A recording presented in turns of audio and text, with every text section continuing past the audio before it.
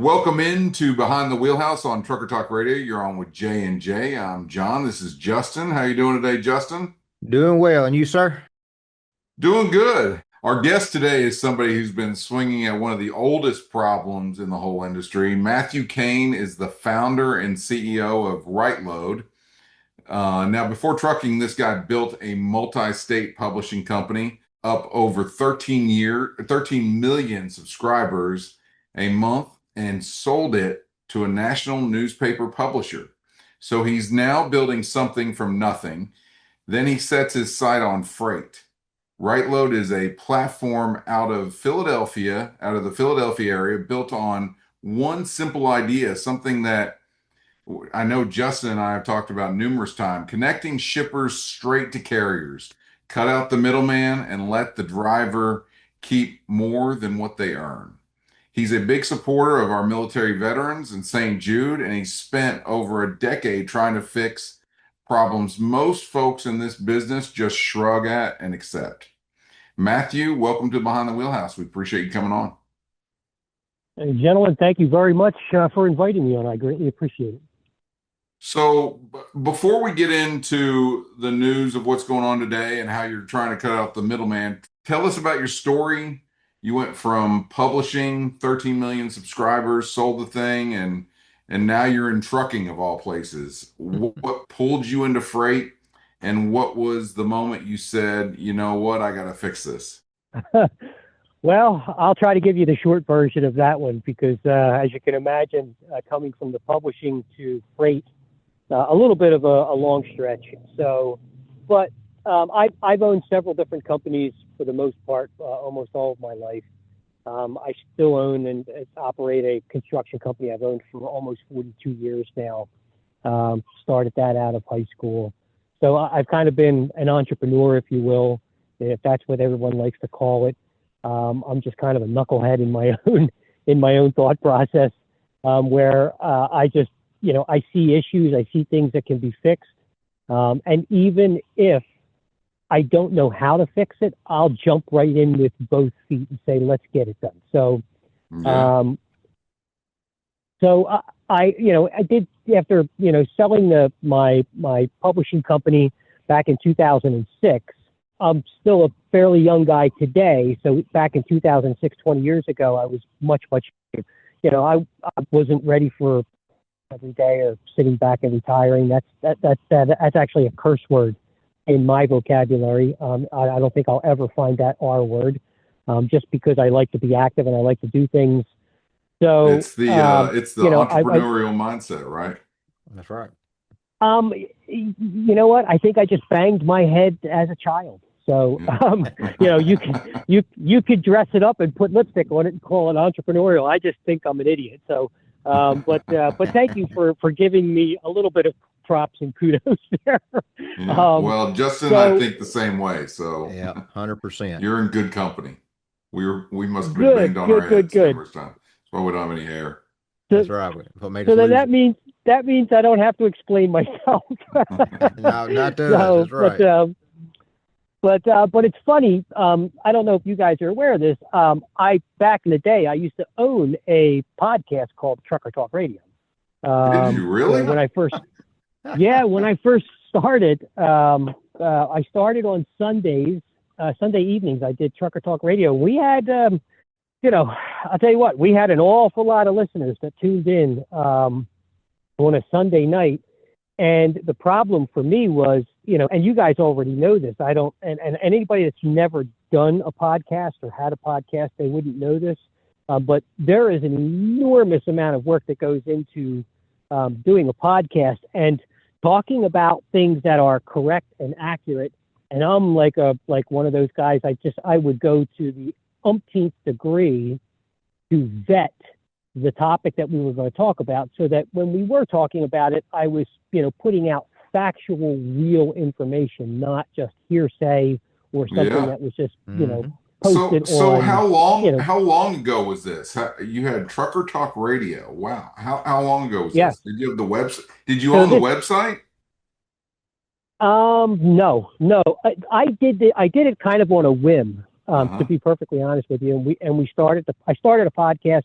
We called it Trucker Talk Radio. And then we had truck drivers who jumped in, and they had started their own shows. And, we had Tay Tay and Wee Wee. It was Taylor Barker and Bill Weaver, both country, truck drivers, but both country singers and music singers, etc. Great followings. They had their own show, and we had other shows from other, different individuals in the industry, and they did Monday night, Tuesday night, Wednesday night, etc. It was all run under the Trucker Talk Radio platform. But I did that for several years, actually, probably for about 3 years. But this is back in, I'm going to say, 2014, 15, somewhere in that ballpark. I can't. Wow. Yeah, I got the website. I originally like looked it up. I wanted to do some type of trucker blog, and I wanted to eventually get it on the radio. So I just looked it up on a whim on GoDaddy, and truckertalkradio.com was on there. This was a couple of years ago. And then Justin and I started the show. I guess it's taken on a few different forms, but it's funny because the format you're talking about is very similar to what Justin and I are building. Oh, wow. Well, again, I mean, I guess I don't want to go too far off the base here. I really meant to say that everybody that's listening really I give you guys huge props for putting it together, because it does take, to put I used to do a 2-hour show on Sunday nights, and to do a 2-hour show was, I had 25 hours in during the week, just to get prepped for the 2-hour show. A lot of reading, a lot of staying up on current events. Yeah. So I give you guys props and kudos for doing it. So, and that's why I'm grateful for the opportunity for being invited, because I do know firsthand and understand the amount of work that goes into putting a show together. Well, welcome back to your home, Trucker Talk Radio. And That's right. For all those listeners that are on there that remember, please comment on our pages and tell us about, when you used to be on Trucker Talk Radio with Matthew Kane. Yeah. We might even have to get the episode to come out on a Sunday night. That might be something we can do, is have it come out on Sunday night for his old times. There we go. Maybe we'll get Matthew back. That's it. Well, we'll see about that, gentlemen. We'll have to talk about that another time. Hey drivers, our partners over at Zero Breeze have designed a no-idle air conditioner for sleeper cabs and fleets that can pay for itself in just one summer. If you're spending up to $40 a night in fuel, it's time to stop idling and start saving. For $50 off, email sales@zerobreeze.com or text them at 945-247-1298. And don't forget to ask them about their extended warranty option. Check them out today at zerobreeze.com. Let's get into it a little bit. Tell us about Riteload. Tell us about what you guys do. Okay, so I guess it's probably smart to preface it with how I got into it, just so there's a little more color and a little better understanding. So, as you had mentioned in the introduction, I am and have been a massive supporter of our veterans, our first responders, police and fire, very patriotic guy, I guess you could say, constitutional, patriotic individual. If you look at the logo of my company, it's got an Eagles wing, an American Eagles wing with the American flag in it, with the front of a truck. So, that's my logo. Anyway, wound up going down to Washington, D.C. for like a veterans event, etc., and ran into a whole bunch of truck drivers while I was down there, and started to hear all of the good and the bad, the pros and the cons in this industry. And I will be very forthcoming. I didn't know, I didn't truly pay attention to it. And because it was out of my world, and I just didn't understand the nonsense and the BS that these poor men and women have to go through on a daily basis out there. And it took me by surprise. So I'll shorten the story. After that, I kind of started I made obviously, as you can imagine, I made an awful lot of friends during this trip down in Washington, D.C. And then I guess I really wanted to find out if these individuals were just a bunch of people bitching and complaining about the same thing, or was this really indicative of what was happening on a national scale in the transportation industry? So what I did was I packed up my car. I jumped in my car. I said, you know what, I'm going to run around and talk to a couple of truck drivers at some truck stops. And I did. The only thing is I didn't come home for 9.5 months. I went through 44 states. I lived out on the road for 9.5 months. I talked to tens of thousands of truck drivers, bought tens of thousands of cups of coffee, probably half as many buffet dinners, and just walked in and said, hey, I'll pay for your dinner. I've got nothing to sell you. I just wanted to ask you a handful of questions and get some feedback. I'm thinking about, trying to do something to fix this broker issue that I've heard is so bad. And you'd be surprised, or maybe not surprised, I got an enormous number of men and women that said, yeah, sure. And I bought them coffee. Sometimes I sat down and paid for their dinner or their breakfast. But I didn't just do that. If I happened to be shooting across I-10 and I saw a big, a warehouse off to the right, I went down to the next exit, hung a U-turn, went back and found that warehouse and jumped up on the loading dock and walked in. Now, I will tell you this, I got thrown out of an awful lot of those places. I was going to say. Yeah. Exactly. But there were a lot of people, not as big of a percentage, but a lot of them, I just jumped in and said, listen, I'm trying to figure out, some of the bad things and the good things and how do we make it better? And, I'm not trying to sell anything. And, would you mind if I just took, 10 or 15 minutes and asked you some questions? And there were some people that gave me that 10 or 15 minutes. And there were other people that I wound up sitting in their office, in their transportation office or the receiving office in this warehouse for 4.5 hours. Go into that a little bit and talk about some of the things that you were hearing, some of the complaints, and some of the questions you were asking.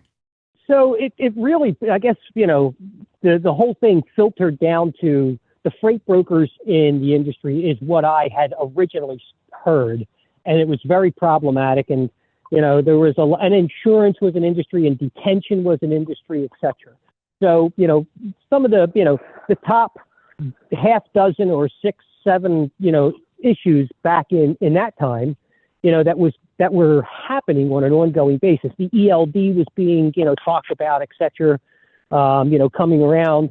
So we talked about all of these things, and I got an enormous amount of feedback, as you can imagine. And I got it from both perspectives. I got it from the shipper side, and I also got it from the carrier side. And, I obviously took tens of thousands of pages of notes. I came back with the backside of my little car, my little BMW. The trunk was loaded with those yellow legal pads. And I had written down, everyone's name, their phone numbers, their email addresses, asked the questions, their responses, et cetera.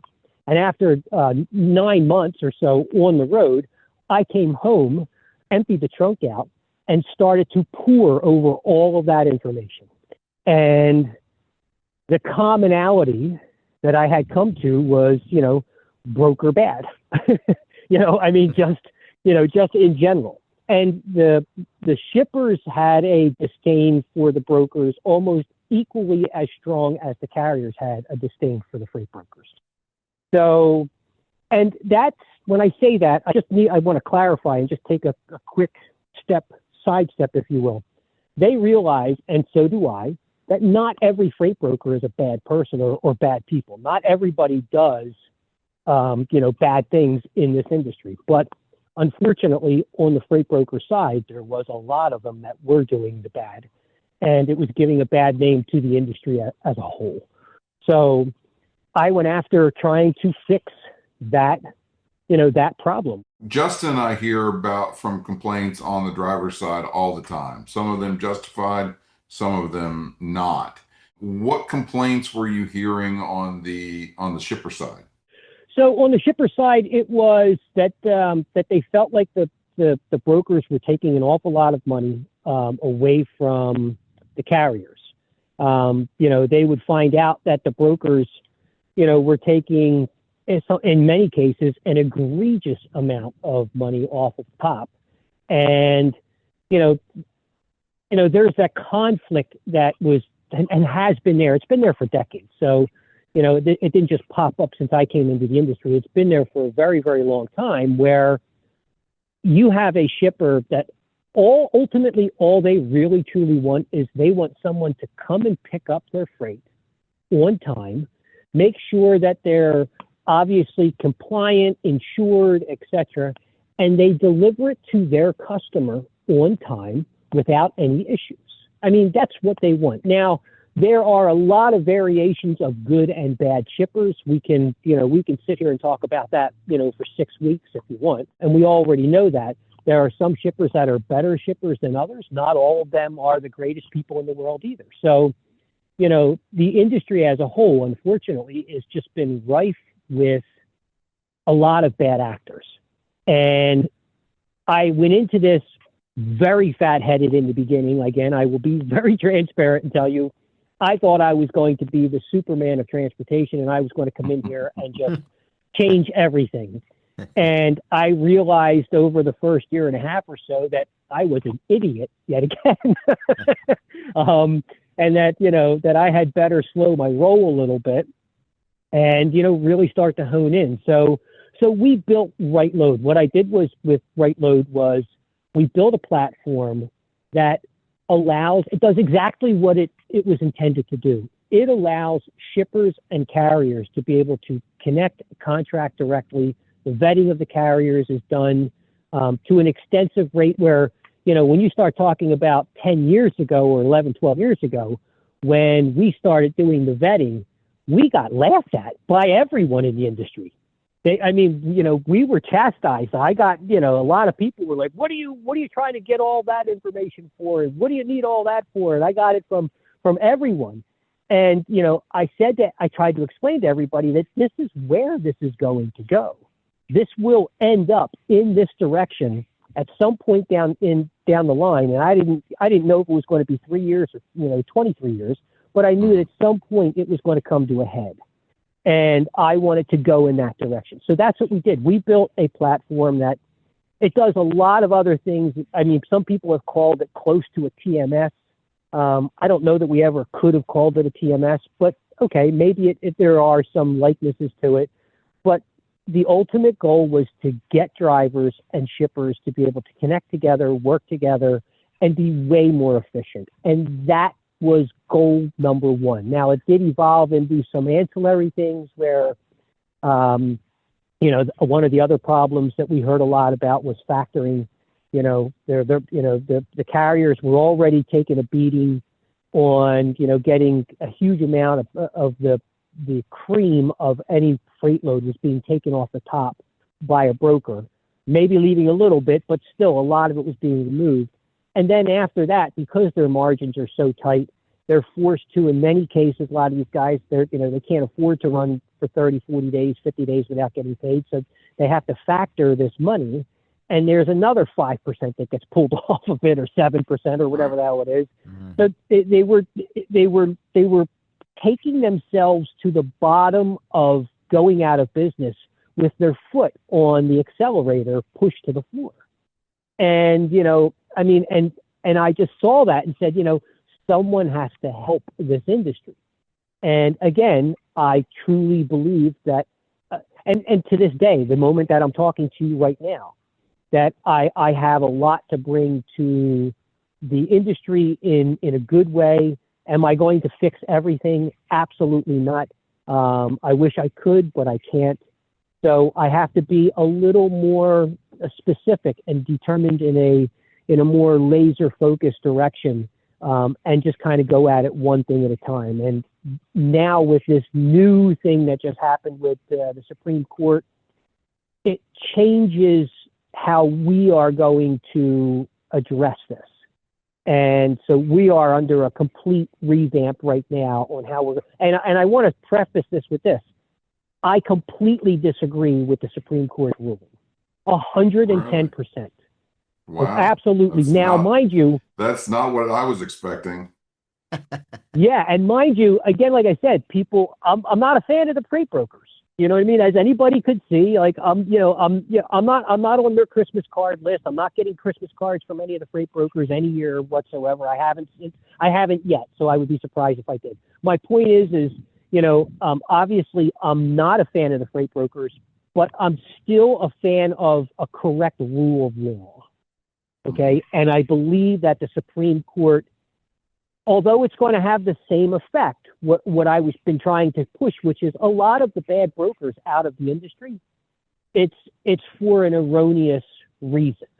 And I think that liability, culpability, people have to start, all they're doing is they're kicking the can, in my opinion, down the road again and holding people accountable for something that they shouldn't be. Now, vetting and things of that nature, I'm in total agreement with that they have to do a better job of vetting carriers. But does that mean that they should be drug into a lawsuit because the carrier did something wrong and ran into a minivan and killed a family of 4 in a minivan? And the answer for me is no. I don't think that they have any control over that portion of it. Okay. And the ambiguous ruling that the Supreme Court has now left out there, it's going to be free willy, in my opinion. I know there's some states that are trying to reel that in a little bit. But it's the federal ruling through the Supreme Court has left this so ambiguous that everybody's going to constantly drag every single person, the freight brokers, et cetera, into every single lawsuit. And now maybe they're going to get away with it, but they still have to pay to defend. Okay. And I think that's wrong. I think it's just a wrong ruling. And, I'd like to see the freight brokers taken out for the shitty things that they do, pardon my French. I think that they deserve to be removed for that case. And in those instances, but for this, I just don't agree with it. That's all. So what do we do now? We like I said, you've got to revamp. Is it being especially now with everything? Is it being more in control of about the driver?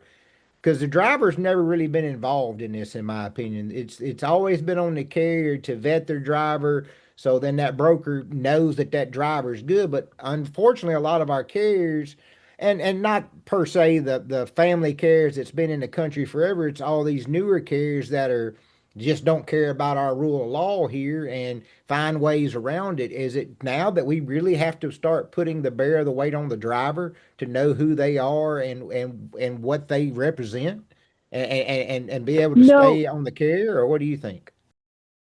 No, well, again, there's 2 sides to the answer to that, and I'll try to be as brief as possible. Obviously, number one, the answer is if it's an independent owner operator, then yes. If this guy's a single one truck owner operator, then they have to be more responsible for themselves because they are the business owner. But then secondly, it goes back to you get into a carrier or multiple drivers, they have to be I guess the short answer is for me is the business owner has to be held accountable, okay, for the erroneous actions. Insurance, for the lack of a better way of putting it, is its coverage in case shit happens. Okay, that's what insurance is. And there are some instances where it's just purely an accident. And I get it. It's an accident. Someone's going to be held liable. But because of the accident from the actions of a driver, does that mean that a freight brokerage should be drug into a lawsuit? And I disagree with the ruling. I don't think so. I think that those things, I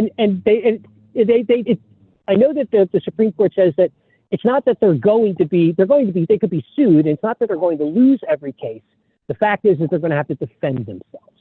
Okay. And I don't think that that's what it should be, where they have to defend themselves for the liability or the wrong actions of someone else. Now, again, I know it's touchy, and I know a lot of people are going to disagree with me with my thought process here, and it goes against my own, beliefs as far as the industry itself. But again, on the legal side of things, I truly, personally don't believe that it was a just ruling. I think there still has to be an enormous amount of clarity and guardrails that have to be put up so that it just doesn't become willy-nilly. Look, I've seen this coming, and that's part of the reason why I've been involved in developing ReadyApp, who is one of our biggest sponsors, and it's part of what our team over there is growing. because I think with this ruling, they put the cart behind, the cart in front of the horse. We don't know who the driver is, and that's the biggest problem. I've been involved on the brokerage side. Justin has as well on the carrier side. Other than a name and a phone number, no one knows who's behind the wheel of that truck.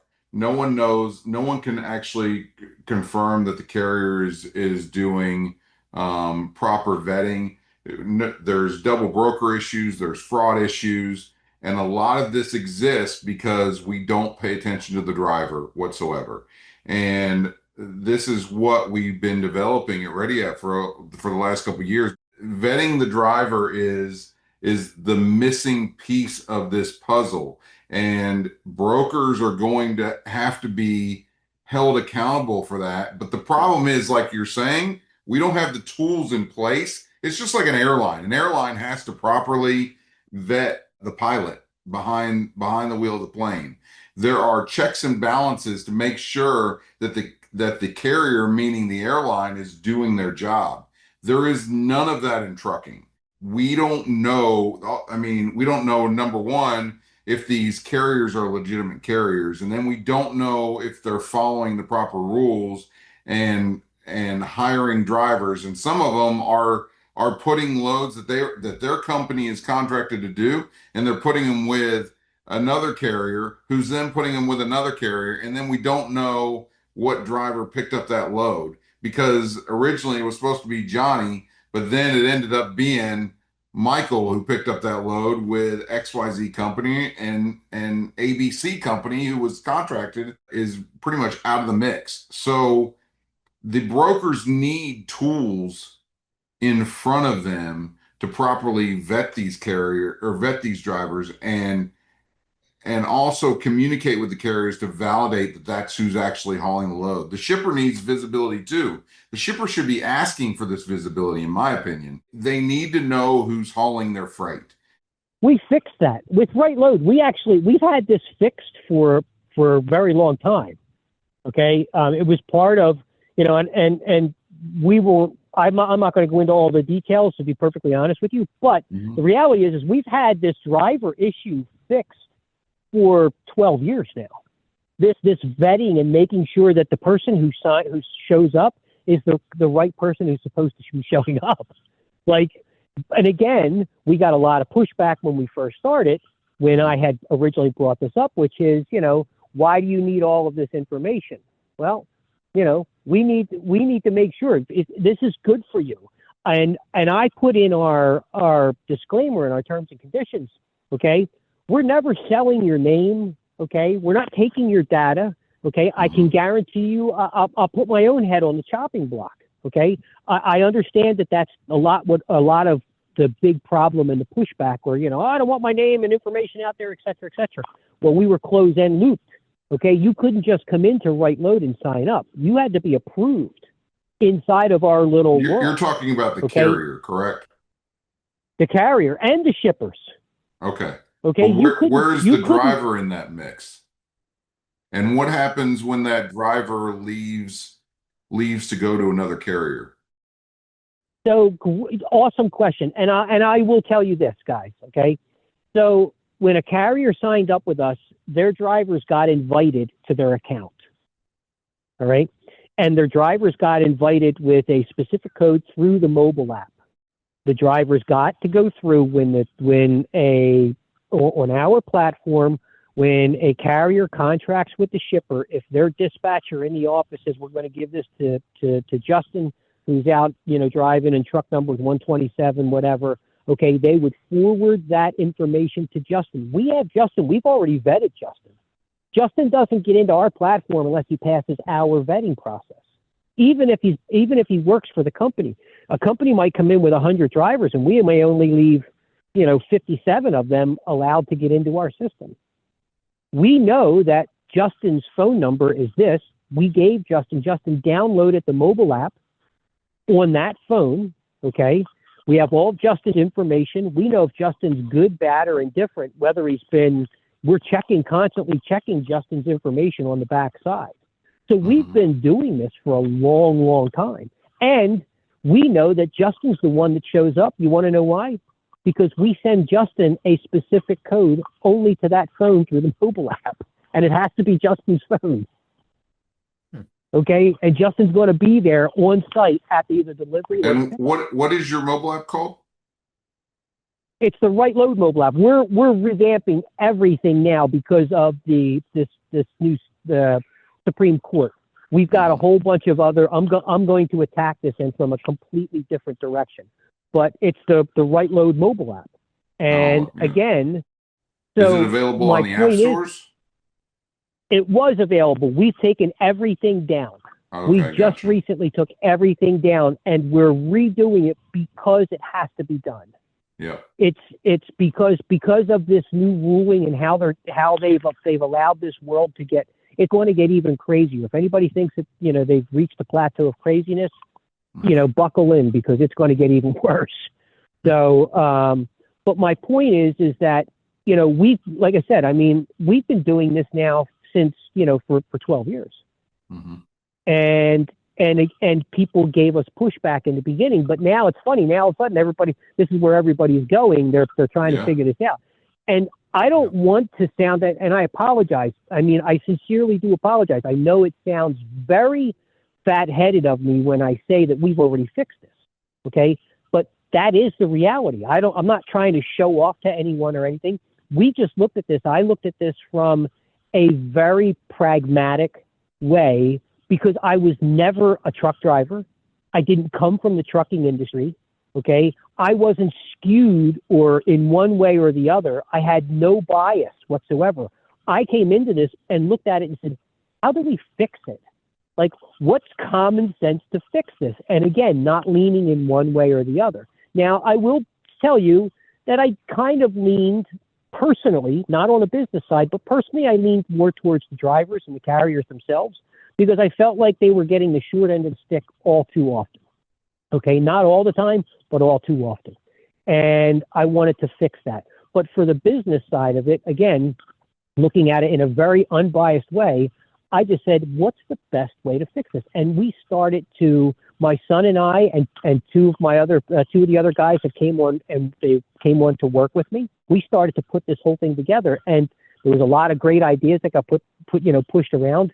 The first couple of years, we struggled, badly struggled, until I got connected with the right individuals who were able to help me build a good, solid app and back end so that the program made sense for people. Now, it's very complicated, and you do get a lot of people. The trucking industry is an extremely eclectic industry, and you get some people that, graduated from Wharton School of Business driving a truck, and you get some people that barely made it out of the seventh grade, rather. And that's not to be demeaning under any circumstance. That's just the way it is. It's some people. And so there's some people are much more in tune with being able to deal with technology pieces. Technology is the key, and it's the forward, push right now for transportation.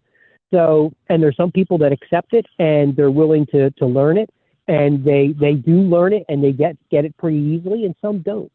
And, that's probably one of the biggest hurdles that anybody in this industry, that if you're trying to do anything, they have to understand that you're getting some people, because we walk through, I had a whole team of people that literally walked carriers through because they just couldn't understand how the system worked, just even getting signed up. So, so again, like I said, that's not to be cutting or demeaning. It's just that there are some people that get it faster than others. And if you're getting into this industry, you damn well better be prepared to spend an enormous amount of time, effort, and money in getting all of those carriers and drivers on board, because you're going to miss out on a lot of really good people if you just say, well, if they can't figure it out, tough on them. This industry is a great industry, and there's a lot of people in it, and a lot of great people in it. There's some bad people in it as well. And there's ways of fixing it and ways of addressing the bad things. Sometimes you ruffle some feathers when you do that because you're going against the grain, but unfortunately, those feathers have to be ruffled. So with that being said, and y'all revamping the site and the app and all that, how long foresee before you're back to the market to try to battle all these issues? It'll be the end of October, beginning of November. All right. Well, we look forward to seeing that come out. And then my other question, you were talking about how crazy it's going to get. What do you see coming up the road for the industry? What do you see that's going to, what's something that you think's really going to be eye-opening to the industry? So there's a couple of things. Great question, by the way. I think technology is good and bad, and obviously, I'm hugely against any kind of autonomous trucks. I don't want to see any of them running the roads, not one, because in my opinion, it's going to take a job away. And I think it's going to take a lot of jobs away, and I think it's just a bad move economically. That's number one. So that's I see as bad, but I think it's going to come, and I think a lot of people are not going to pay attention to it. And before you know it, it's going to find itself here. I mean, you look at the Waymo cars, all these cars that Waymo has picking people up, and the cars are doing all kinds of goofy crap on a regular basis. Now, you put 80,000 pounds running down the road at 65 miles an hour, people inherently will forgive a human being. Might be very difficult when an accident happens. There's some, death or whatnot. The moment that machines start killing people, you think Mothers Against Drunk Drivers is one of those groups? Forget about it. Okay, you're going to see some people stand up and jumping around about whether or not autonomous vehicles are going to be out there they're going to allow any more of them to go out there and kill anybody. Okay, but this is the key when it comes to this, I guess, this scenario. Okay, people have to remember that software is written. People tell computers what to do, how to act. Okay, what steps to take. Somewhere along the line, there is going to be some level of culpability and liability, right? That if a truck is driving down the road and a woman pushing a baby coach steps out in front of that truck at 60 miles an hour, and there's nowhere else to go but into the oncoming lane, and that oncoming lane has a minivan with a family of 4, okay? Someone has to tell that truck what to do. And also, do we have the infrastructure to this? How do we handle it when a truck needs to be refueled, when a truck has a mechanical problem? I think it will also create other jobs.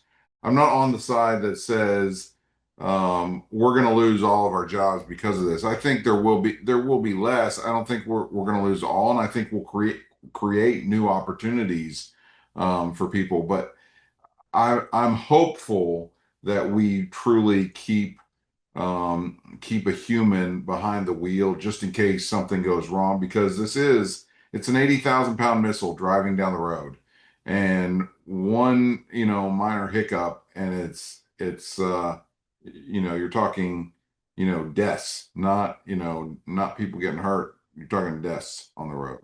Exactly. And Justin, going back to your question, I'll answer another thing that I see. Insurance. Okay.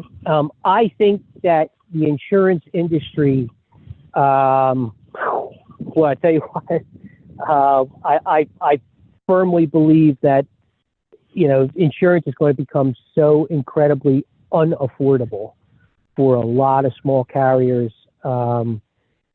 Just given now all of this nonsense, I think that's going to be another big proponent for change in this industry, to answer your question. I think that's something that everybody really is going to need to be able to, they're going to need to keep their eye on that, because that could be an industry killer as well. If you just insure people right out of business with the premiums that people are going to have to pay, I think that's going to become a very big problematic thing. But there's a lot of issues, and, I keep referring back to the time when I thought that I was going to be Superman and I was going to fix everything. And I got into it realizing, boy, there's a lot of little micro things that are in this industry. But if you could fix some or, 2 or 3 of the larger, more prevalent issues, I think it would ease the pains and the burdens for a large percentage of those that are just trying to earn a living. Good salt of the earth individuals in this world that, this is what they did. Maybe this is how they, their fathers or family members, this, however they got into this industry, this is how they earn a living and pay their bills. And, back to what you were saying earlier, Jonathan, is, about jobs.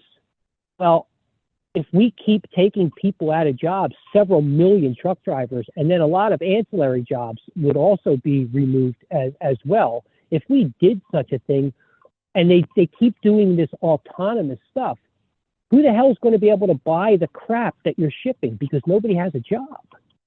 Or it's going to be replaced with a lower paying job. Maybe it is somebody to pump the gas. Like you said, you brought that up. Well, who's going to fill the gas up? Okay. Well, they're not going to pay that guy to put gas in the truck the same amount of money that the driver was making while he was out on the road making the delivery. So there's going to be some really big extreme differences there. I think we're even going to see a lot of changes to what it is now. I mean, just the other day I saw, they're not even using a truck anymore. They're using a trailer, and it's basically got a front end on it. And you can do you can put a box on there, a 53 box. You can put flatbed equipment on there. You can put a reefer on there, anything you want. And it doesn't even have a truck. So these autonomous trucks that they're creating, you have big companies like Kodiak and there's Aurora, I think is one of the names, where they put the machine actually on the truck. They're creating ways now where you won't even need the truck and you just use the trailer and the trailer moves around on its own. That's my point. There goes the job. Yeah. Yeah, because there's no need to put a driver in. There's no need to put a driver. So I think it's changing so fast. It's hard to get a read on it. I'm hopeful and I'm optimistic that this will, create hopefully some new opportunities. Just like what we've dealt with in the past with new technology that comes out. It takes away jobs and creates new opportunities. So I'm hopeful that that's what we see. I don't want to see us in a kind of a socialist society where we just depend on the government for a standardized income. I'm not for that. I'd be out of here. Yeah, you'll make me throw up. I'd be gone. Yeah, you'll make me throw up. We keep talking like this. I'm going to throw up. So, you know what I mean? I'm completely against all of that. But, you look at, this is what kills me though. You look at companies like Uber. Like these are companies that are pumping huge amounts of money of their revenue that they're putting into these autonomous trucks. And the money that they're making, they're literally pushing these autonomous trucks, which ultimately is going to take some people out of a job. And it kills me. It's like, why would you support a company like that? They're basically slapping you in the face saying, we don't care about your future enough. Just keep using our app today so we can make money. Like, that's the kind of stuff. And it's very plain to see. And it's absolutely aggravating to me that you see individuals, drivers, etc., but they still go out there and support these companies. And it's like, you guys, it floors me. It does catch me off guard. But again, you know what I mean? It's we live and operate in this world, and transportation is a very eclectic industry. And there's a lot of people that, if they just stopped for a few moments and really looked at things, I guess without, beer bottle goggles on, if you will, and they looked at stuff a little bit more clearer, I think they would see that, there's good people in this industry and there's bad people in this industry. And a lot of times the bad guys they get an enormous amount of support, and it's just very, very frustrating. But, Hey, I'm still here. My ultimate goal is to continue to push forward and, hopefully make some positive changes in the industry. Okay, that's it. I may hit the jackpot and, become, hit the things that just changes it and makes it great. Or maybe I just make some small changes or something.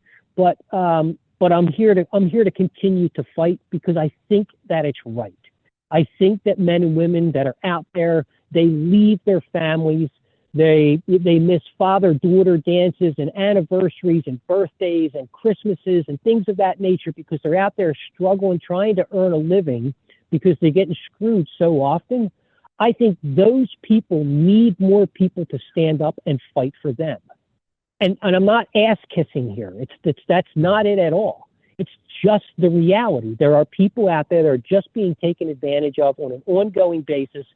And I think every truck driver that's on the road, if you're out on the road for, 2, 3, 4 weeks at a time, and then you get to come back for a little bit, sometimes even months at a time, just to pay your bills, okay? That individual needs to make $140,000 to $160,000 a year as a starting base. Okay, like I know that's crazy to say that. People think I'm insane when I say that, but no, I'm not. If you worked for a pharmaceutical company and that pharmaceutical company sends you out to some, convention center, some convention or whatnot, and you're going to be out there, they give these people, $200 a day per diem so that they can, they pay for their hotel, they pay for their travels, and then they give them $200 per diems for being able to feed themselves, etc. Okay. Well, think about these truck drivers that are out on the road every single day. They got to feed themselves. Okay. They got to clothe themselves. Okay. They get the opportunity to sit in a seat for 11 hours every single day, dealing with some of the biggest assholes in the world all day long, out driving around in front of them. Okay. And then at the end of their shift, at the end of their day, you know what their reward is? They get to sleep in the 8x8 box that's right behind the seat that they sat in all day long, okay? And they get to sit next to a bunch of other truck drivers, with their engines running in the whole 9 yards. It's a shitty job, okay? I get the love affair of being able to look out and see the world and look at the world through the windshield. Like, I get all of that, but there's a lot of really bad things that come along with this, and people should be compensated because it is the backbone of our industry and our economics in this country. Is the trucking industry, the men and women that go out there and they do this every single day. Again, this is not kissing ass on anybody. This is just the reality of what happens on a daily basis. Those people need to be compensated, and they should stop getting shit on such a regular basis. Now I'm done with my rant. Sorry. No, well, I've got one more question I want to ask you, and I actually had this conversation at a fast food restaurant over the weekend with the truck driver. He overheard me talking actually about Ready App and stuff. So we're trying to get rid of the bag actors. Nobody likes brokers. So let's say we get rid of some brokers. The freight goes back to the manufacturer to ship. Are the drivers really going to make more money because of that? That's hard for me to believe that they actually make any more money, because I think it's going to cost these manufacturers just as much, if not more. They're going to be the ones that keeps it in their pocket, because then they completely control the market. So I agree. We need to get rid of the bad. I think if we got rid of the bad drivers, the bad carriers, and the bad brokers, and if our administration beforehand would have done their due diligence and ran the country right, we wouldn't have the bad drivers here, and probably not the bad carriers. Now, the bad brokers, I don't know if they could have affected that, but is there even a scenario that works for the driver? Because I'm 100% for the driver, 110%. I've got driver shows that I do. I've recruited for over 5 years. So I agree. The drivers need a raise. I think getting the drivers a raise is making a lot of the stuff go up in value, which I'm okay with, because we got to have the product. But what do you think if a lot of these brokers go away and it goes back to the shipper or the manufacturer to take care of their freight? 100%. I think not in every case, but the answer to your question is, I believe that, and I guess I got to go out on a limb. I guess I got to try to give what my thought process and my belief, but I guess it's probably going to be 85% or 90% of those shippers, the carriers will make more money hauling their freight. Okay. So there will be there's some bad shippers out there right now as we're having this conversation that are looking for nothing but the absolute lowest. Okay. They're looking for the lowest price, et cetera, and they're going to beat this thing down to death. Well, listen, if it goes out into the open market, and instead of only being able to get freight, we'll just use a round number. Let's say there was, 10,000 brokers, okay? But there are 250,000 shippers. Well, now that market gets opened up significantly. So the opportunity for a carrier to be able to get a higher paying freight from a shipper rather than that much more condensed number of freight brokers. Yeah, I firmly believe it. Justin, I firmly believe that drivers will make more money. And those shippers that are trying to find the bottom of the barrel will ultimately be forced to bring their rates back up into a more acceptable dollar amount for the carriers. Either that or the stuff is just going to sit on their docks longer than they would like it to. Some drivers will take it. Some people will they're happy with it. And that's part of the difference. Well, yeah, but now if you put it back onto the shipper or to the manufacturer, they can't send that load to a carrier for the same price they could send it to TQL or to whoever. They've got to put more money back in their pockets because now they've got a lot more bills to pay. That's where I think the money goes. It goes to the infrastructure of the manufacturer having their own brokerage team. That's going to take all the profit away because now you got to pay salary, insurance, medical, and all of that, plus the software to do it, and you're going to have a lot more people because a broker can handle it, a lot more. Yeah, you would have, I guess, some people that were brokers at a big firm or whatever come to a manufacturer, maybe work close to home. But I'm just afraid that's where the money's going to go, and it's not going to end up at the truck driver. Well, or you could sign up for the company like Riteload that has built. What we've built is a platform that allows the shippers and the carriers to work together, okay, seamlessly. We've put all the tools together so that they don't need a broker, okay, and one person could do the freight number of freight loads that 10 people at a brokerage could do by using our platform, because our platform does 90% of the heavy lifting for them. So, and I'm sure there will be other people out there that are building platforms just like or similar to Riteload. I guarantee there's got to be 10 other people that are out there in startups right now talking about doing it if they haven't already started. What makes your platform different, and are you fee-based? And if so, what are your fees? So we are we are fee-based, and we charge a flat fee of, are you ready for this? $100. So $100 for one load, or $100 for one freight load?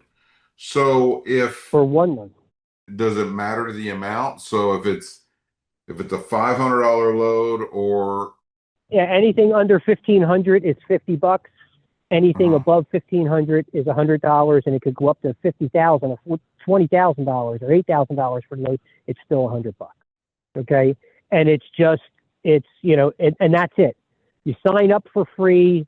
There's no monthly fees. There's no nothing. If we're not doing a job for you, why would you like the people for DAT and all these other internet truck stops and such of the world? When they charge these monthly fees for drivers. Well, if a month or two goes by and they don't get anything, and they're dealing directly with a broker and they don't even use it, they've paid whatever, $79, $199, whatever the hell their plans are. They're paying that money. I think differently. If we're not doing something for you, you shouldn't pay me anything. So, and it's based on performance.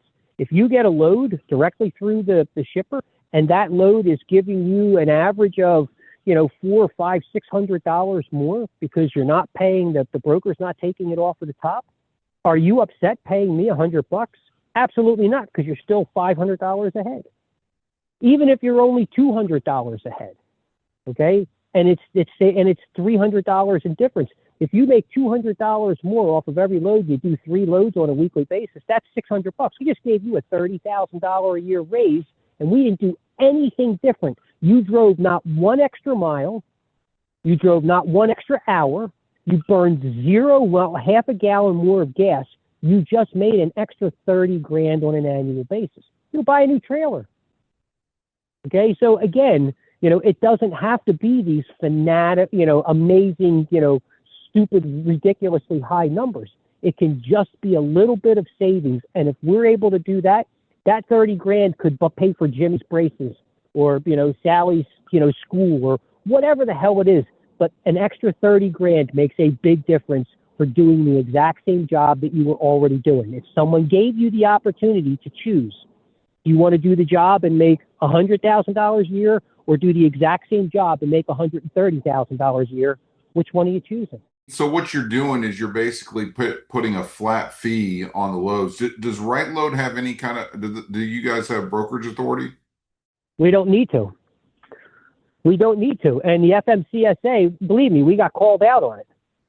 So, and the FMCSA we got asked to send us our full business model, which we did.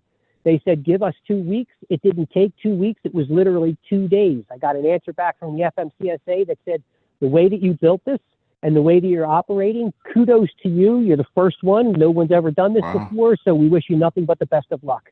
And I have that letter. So, and I've kept fantastic. it because people still call us out and say, you guys are acting as a broker. No, we're not. We are not under any circumstance, under anything, acting as a broker. So, we don't post the freight. The shipper comes in. We're a marketplace. The shipper comes in, posts the freight, manages the freight, selects the carriers, et cetera, et cetera. The system does an enormous amount of work on the back end for that shipper. So Gotcha. There's a lot of work that it does. You don't have anybody. So the shipper is negotiating the rate. You're not doing any kind of negotiating of the rate on your end. You're just charging them a fee for using your platform per load. Yep. But we built negotiating tools that make it 1,000 times faster than somebody calling and sending this and this. We built tools in the platform that they're able to negotiate and get to a real number in 90 seconds. Literally 90 seconds. Awesome. How many loads are running through your platform right now? None right now. I shut everything down. Oh, you shut it all down. We are revamping completely because of this new SCOTUS. And again, I'm not happy about it, but I am going to take advantage of the rule. Yeah. Okay. It does open windows for us, for our platform, the way that I see. It opens up an enormous number of very wide open windows for us to be able to really grab a significant market share. And it's important that we actually do that. And the other side is, because of the way that we were doing it, it leaves exposure for the shippers now, because the shippers would be taking the position of the freight brokers. And if the freight brokers can be sued, that means they can sue the shippers as well, just as easily, and drag them into it. We already have a workaround for that. So that's what we're building. Why don't you go ahead and tell people how they can find you, tell them your socials and email and contact information. So you're going to laugh. I don't do social media. I do LinkedIn. That's it. And I don't even really do much of that. Riteload, we are kind of in a hiatus at this moment until probably the end of October or early November of this year. You will hear about us coming again, but it is Riteload. It's Riteload, not RIGHT. So it's riteload.com. We have a mission. At the very, very least, we want to offer an alternative. Okay. And some people will think it's better. Some people won't think it's better, but at least it's another option. It's another alternative. We happen to believe and think that it's something that's way better than what has been historically available in the marketplace. But again, we're going to think that way because, that's what we build, so, but again, it's a very wide open industry. Technology is going to play a big part in the growth and the progression, rather, of the transportation industry. It's just a matter of how it gets used, and and is it being used to help anybody? Is it really going to make a profound difference? And we believe that our platform will make a profound difference, just based on the fact that, again, going back to the numbers I was just mentioning, even if you're only making $200 more off of each one of your loads, it becomes a significant dollar amount at the end of a 12-month period. So, and it's a notable amount, and anybody would want to make the extra $20,000 or $30,000 a year. Awesome. Well, Matthew, we really appreciate you coming on. Matthew Kane, founder, CEO at Riteload. Be looking for them in October or November. Matthew, thank you, and we'll follow up with you this fall and see how you're doing. Gentlemen, thank you very much for inviting me onto the show. And again, anybody that is listening, I would implore you to support guys like Jonathan and Justin when they put these shows on, because an enormous amount of work does go into these shows to make them happen. So, again, don't just poo-poo them. Whatever kind of support you can throw that way or their way, it's how the industry, this industry in particular that we're in the transportation, it's how people find out about what's really going on, because you're not jumping into, those guys, the names of those media outlets that everybody knows. You're really jumping down into the bread and butter of the industry. That's where you're going to get it, but it takes an enormous amount of work, effort, and energy, and I applaud both of you guys for doing it. So thank you again for the invite. It does. Well, and that means a lot coming from the former owner of Trucker Talk Radio. That's right. Matthew Kane, everyone, see you next time behind the wheelhouse. Everyone drive safe. Thanks, Matt. Thank you, guys. Have a great day. God bless everybody. Today's episode is sponsored by Gray Cross. Every day, professional drivers make sacrifices that most people never see. Long hours, missed holidays, time away from family, and the responsibility of keeping America's supply chain moving. Gray Cross was created to support those drivers and their families when life takes an unexpected turn. By providing assistance, resources, and support during the difficult times, Gray Cross helps strengthen the trucking community one family at a time. Because behind every truck is a driver. Behind every driver is a family counting on them. If you'd like to support the mission, visit graycross.org to learn more. Donations are always appreciated, but simply sharing their message with others in the industry can make a tremendous difference. Gray Cross, supporting the people who keep America moving. Today's episode is brought to you by Revamp. Trust is the one most valuable asset in transportation. That's why Revamp created Driver Verify.